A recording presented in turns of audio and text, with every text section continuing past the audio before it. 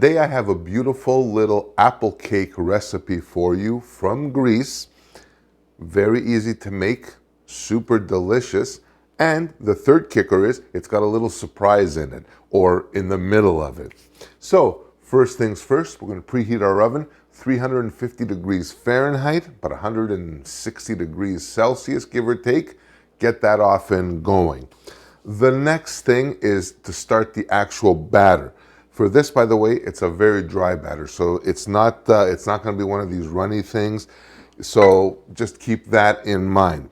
And we're going to start with literally 1 cup of Greek extra virgin olive oil, like there's any other kind. So that's going to go in there just like that. Perfect. Throw that away. Well, don't throw that away, but this recipe calls for 2 cups of sugar. 1 cup of sugar I'm going to use now, and the other one I'm going to use later. So just pour that in there, and until you get to approximately half the sugar. Let me see where the hell we are here. Yeah, that's about right there. Perfect. All right, so that's 1 cup of sugar in there. Drop this, lock and load, and just start whipping that up to combine the olive oil and the sugar. All right, the next thing to go into our oil and sugar mixture is a couple of eggs. Nothing to this. Crack them in there. Again, be careful not to get the shells because we don't want crunch in this, believe me. So just do that, drop, lock and load, and just whip those up for another maybe couple minutes. Perfect. So the next thing to go in here is our 5 cups of all-purpose flour along with 2 teaspoons of baking powder. And I'm just going to pour the baking powder into the flour because I want them to mix in approximately at the same time.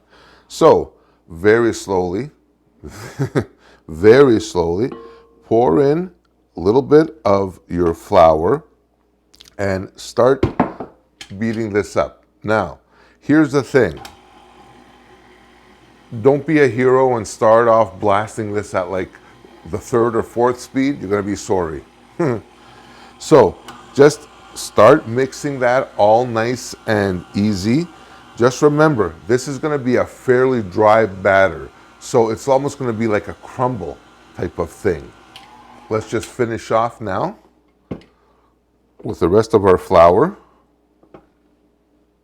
Put this away, lock and load, and just let it start doing its thing in here. All right, and that's perfect. Our dough is done, and I'm going to show you actually what I'm talking about in terms of the consistency of this dough. Let me scrape this off. It's a very, very dry dough. So when you're kind of working this through, it's almost like a crumble consistency. That's exactly what you want. That is the name of the game here.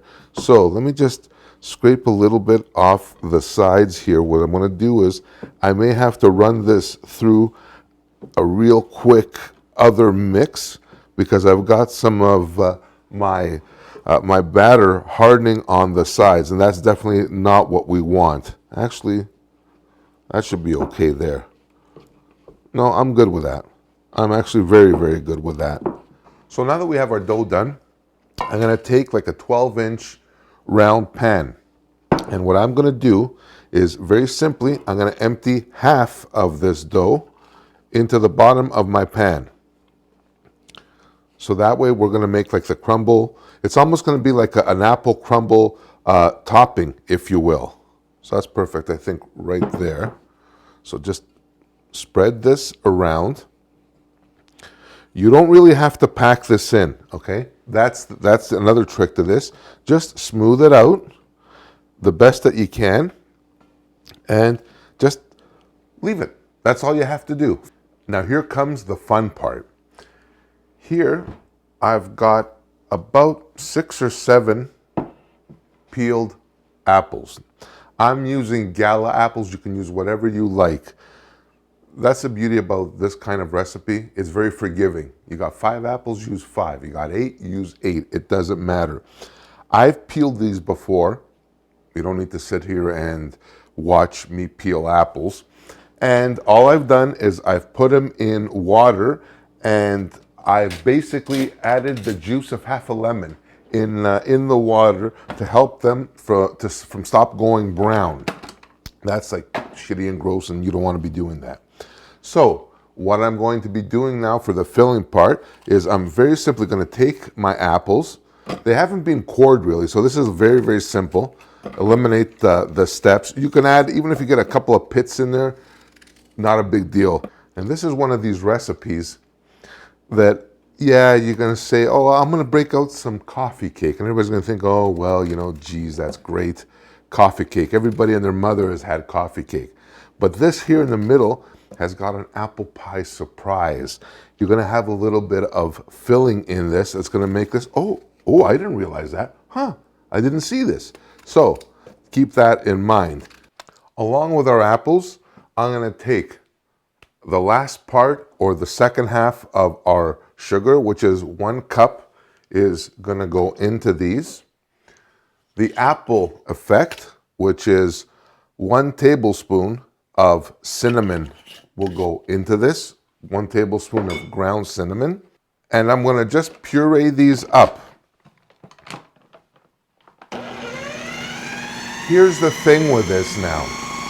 I'm also going to be adding some chopped walnuts to this, but I'm going to wait till my apples actually get pureed and chopped down. All right, so now that my apples are pretty much down to a pulp, time to add the last ingredient, which is a cup of walnuts. And apples and walnuts go really fantastic together. And I'm not going to really puree these. I'm just going to put these in here just enough to bring them down or break them down.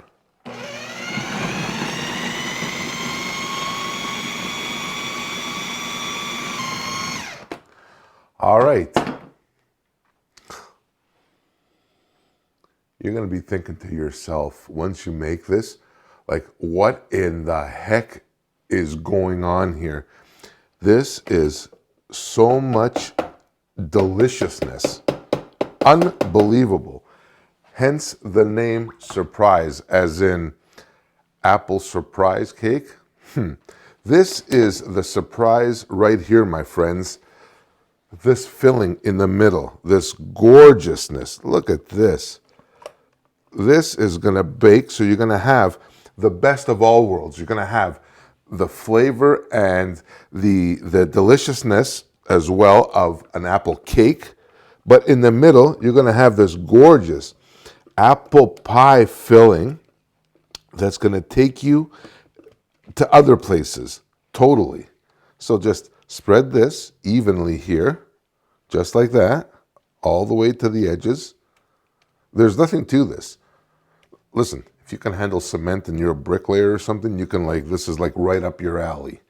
All right, perfect. So that's there like this. And like I said, we're not after perfection. We're after delicious. The perfection will come in the delicious. All right, so that's that there. Now, at this point, you could add raisins if you want this at this point. But, you know, my thing with raisins, I don't know, dead flies, never mind. But the point is, that's what we do here. The next part of this is the top layer of our crust, which is the other half of our dough here. And this is a very dry dough. So this is, I'm already like, the juices are flowing and I haven't even baked this thing yet. This is going to be one hell of a cake. I am telling you right now. So just spread that out just like that. Get as much on there. And that's pretty much, that's perfect right there, actually. This will melt down the oil and the flour and whatnot. So that's perfect, just like that. Look at this. How good is that? You don't even have to pack that down. You don't have to do anything. This will just bake in itself. So 350 degrees, ready to go. About 25 to 35 minutes. give or take. Keep an eye on it. And you don't have to do the toothpick test on this because it won't work, frankly. You're going to put it in there. You're going to get that apple center deliciousness. Not going to work. Just wait. When it's done, it'll be GBD, golden brown and delicious.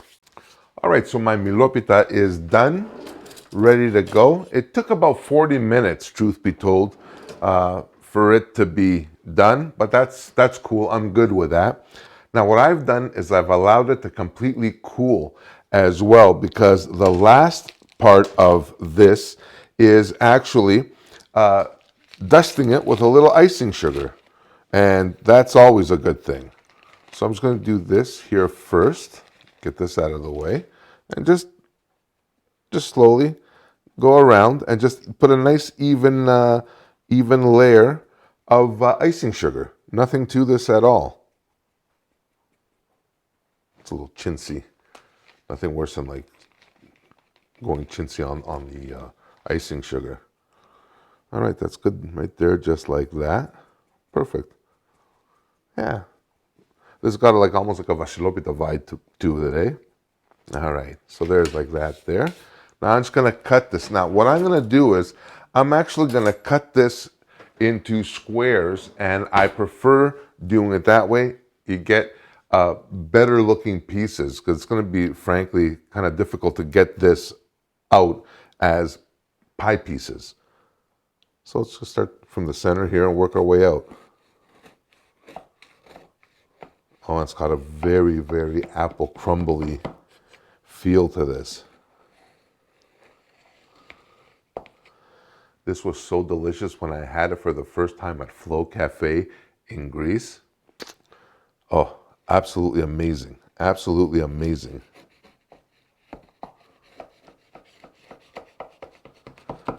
So, this is almost like apple cake or apple coffee cake, apple crumble, and apple pie all rolled into the one recipe. I'm just going to take a little piece from the edge here.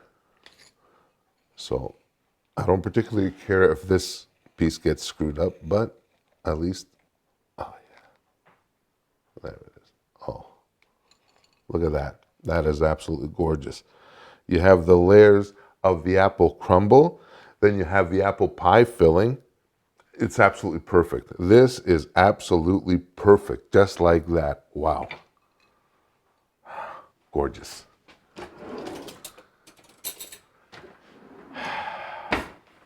Here we go. Oh, it's crunchy. So you have a little bit of crunch. You have a nice soft texture in the middle. Mmm. Mmm. Mmm. Mmm. Oh my God. This is so perfect. Mmm. Mmm. Thought I wasn't going to do it, eh? Mmm. Mmm. Oh my gosh. Mmm. Mmm. Make this. Mmm. This is such a pleasure in your mouth. You have soft and moist. You have crunchy and sweet. You have the flavor of the apples, the background of the cinnamon. Mmm. So good, my friends. So, I hope you guys enjoyed this recipe. I know I'm going to enjoy this with a nice cup of coffee or tea.